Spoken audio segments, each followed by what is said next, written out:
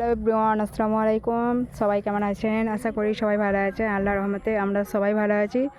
তো আমাদের খাওয়া দাওয়া কমপ্লিট হয়ে গেছে। তো আমার মার বোন বলে চ দেখতে একটু ঘুরতে যাব পুকুরে। আর আমাদের পাম হাউসটা ওরা দেখেনি, সেই জন্য একটু দেখালাম। আপনারা দেখেছেন, সেই জন্য আমি আর দেখাইনি। তো ওই দেখুন আমার বোন দাঁড়িয়ে আছে, আর এখানে আমার মা দাঁড়িয়ে আছে, আর এটা আমাদের পুকুর।